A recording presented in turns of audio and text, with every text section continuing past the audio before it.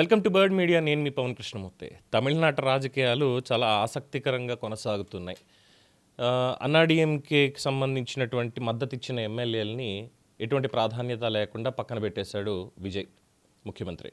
అలాగే Congress party VCK ఎవరైతే మద్దతు ఇచ్చారో వాళ్ళకి మంత్రి పదవులు కూడా ఇచ్చారు. సో వాళ్ళతోటి బంధం కొనసాగుతూనే ఉంది. ఇక ప్రతిపక్షంగా ఉన్నటువంటి డిఎంకే పార్టీ సైలెంట్గా 6 నెలల పాటు విజయ్కి సమయం ఇస్తామని చెప్పి వాళ్ళ కార్యక్రమాలు వాళ్ళు చేసుకుంటున్నారు. సరే, ఇక స్టాలిన్ ఓడిపోయారు, తిరుచి నుంచి పోటీ చేయాలి అనేటువంటి ఆలోచన ఉంది అని చెప్పి చెప్తున్నారు. ఈసారి ఖచ్చితంగా అక్కడ ఆయన గెలిచే అవకాశాలు కూడా ఉన్నాయని చెప్పి ఒక అంచనా. అయితే ఈ డిఎంకే డిఎంకే కూటమి కడతారు అన్నటువంటిది ముందు నుంచి వింటున్నటువంటి ఒక మాట. బట్ అది పాసిబుల్ కాదు అని తెలిసిపోయింది.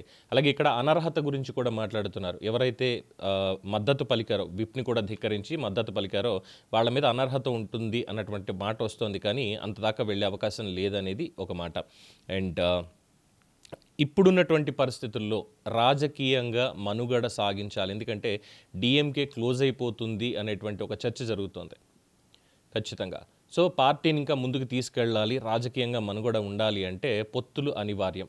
ఒక పక్కన కాంగ్రెస్ పార్టీ వెన్నుపోటు పొడిచింది మద్దతు ప్రకటించి, అండ్ డిఎంకే తెగదింపులు చేసుకుంది, ఇండియా కూటమి అనేది లేదు ఇంకా అని చెప్పి ప్రస్తుతానికి ఒంటరిగా ఉంది. ఈ మిత్రపక్షాలని మాత్రం చాలా క్లియర్గా చెప్పింది. ఎక్సెప్ట్ కాంగ్రెస్, మిగతా మిత్రపక్షాలు ఏవైతే ఉన్నాయో వాటికి మాత్రం చెప్పింది మీరు బేషరతుగా బయట నుంచి మద్దతు ఇవ్వండి అని. కానీ మద్దతు బయట నుంచి కాదు, లోపల నుంచే అన్నట్టుగా డిఎంకేతో తెగదింపులు చేసుకొని అన్నీ కూడా టీవీకే తోటి జతకట్టేశాయి. సో డిఎంకే ఒక పక్కన ముక్కలై కూర్చుంది. సో అది ముక్కలు అయినట్ట ముక్కలు కానట్ట అనేదంటే పళనిస్వామి ఏం చెప్పలేనటువంటి పరిస్థితి. సో వాళ్ళకి అక్కడ మంత్రి పదవులు లేవు, ఎటువంటి ప్రాధాన్యత కూడా లేనటువంటి ఒక పరిస్థితి. ఎందుకంటే కాంగ్రెస్ ఆల్రెడీ ఈ పక్షాలు ఏవైతే ఉన్నాయో అవి వార్నింగ్ ఇచ్చాయి. మీరు డిఎంకే నుంచి కనుక వచ్చిన వాళ్ళకి ప్రాధాన్యత ఇచ్చి వాళ్ళకి మంత్రి పదవులు ఇస్తే మాత్రం మేము బయటికి వెళ్ళిపోతామని చెప్పి స్పష్టం చేశారు. ఒకవేళ వెళ్ళిపోయిన తర్వాత వెళ్ళిపోయి ఉంటే మెజారిటీ అయితే తగ్గేది కాదు, కానీ విజయ్ మీద ఒక మచ్చబడిపోయేది. అది అక్కడికి ఒక పాయింట్. సో రాజకీయంగా ఏకాకిగా ఉన్నటువంటి పార్టీ ప్రస్తుతానికి డిఎంకే. మనుగడ సాగించాలి అంటే ఒక బలమైనటువంటి కూటమితో కలిసి వెళ్ళాలి. అయితే ఇప్పుడు ఆలోచన ఎలా ఉంది అంటే ఎన్డీఏలోకి వెళ్తే ఎలా ఉంటుంది అనేటువంటి చర్చలు జరుగుతున్నాయి. బీజేపీ అధిష్టానంతో జరుగుతున్నాయి డిఎంకే పార్టీతో అనేది ఒక వార్త హల్చల్ చేస్తోంది.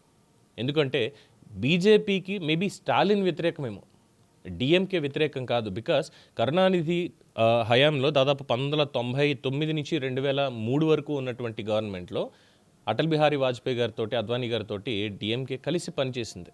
ఎన్డీఏలో భాగస్వామిగా ఉంది ఆ రోజుల్లో. సో ఇద్దరి మధ్యలో ఉన్నటువంటిది అంత పెద్ద ఇబ్బంది కూడా కానే కాదు. అది ఒక పాయింట్. సో ఇక్కడ బీజేపీతో కనుక డిఎంకే వెళ్తే అదొక కైండ్ ఆఫ్ రివర్స్ స్ట్రోక్ అవుతుంది టీవీకేకి, అలాగే డిఎంకే కూడా బీజేపీ తోటి ఉన్న ఒక్క ఎమ్మెల్యే అయినా తెగదింపులు తీసుకుని వచ్చేసింది. సో డిఎంకేతో కలిస్తే రానున్న రోజుల్లో బాగా బలపడేటువంటి అవకాశం ఉంది అనేది ఒక అంచనా వేస్తున్నారు. కానీ డిఎంకే భావజాలానికి బీజేపీకి పొత్తు పొసుగుతుందా అంటే పొసగదు అని చెప్పేవాళ్ళే చాలామంది ఉన్నారు. కానీ ఇక్కడ పొసిగే అవకాశాలు ఉన్నాయి రాజకీయంగా బలం కావాలి అంటే. అలాగే రాజ్యసభలో కావచ్చు, పార్లమెంట్లో కావచ్చు బలం ఎలా ఉంది అన్న దగ్గరకు వచ్చేసరికి రాజ్యాంగ సవరణ చేయడానికి 3/2 మెజారిటీ కావాలి. దానికి ఇంకా చాలామంది ఎమ్మెల్యేల మద్దతు కూడా కావాలి. సో డీలిమిటేషన్ మీద ఆల్రెడీ స్టాలిన్ మాట్లాడుతూనే ఉన్నారు.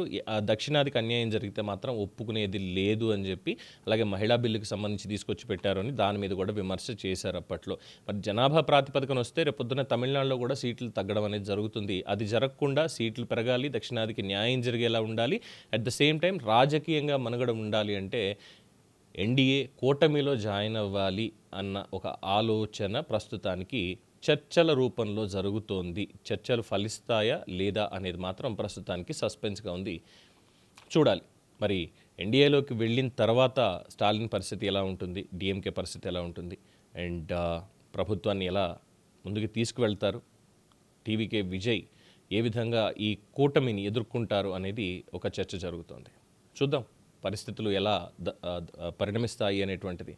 సో తమిళనాడులో రాజకీయాలు ఎన్నికల దగ్గర నుంచి కూడా బాగా హీట్గానే ఉన్నాయి. ఇప్పటికీ కూడా అదే హీట్ ఇంకా కంటిన్యూ అవుతూనే ఉంది. దీని మీద మీ అభిప్రాయం తెలియచేయండి. చూస్తూనే ఉండండి ది బర్డ్ మీడియా.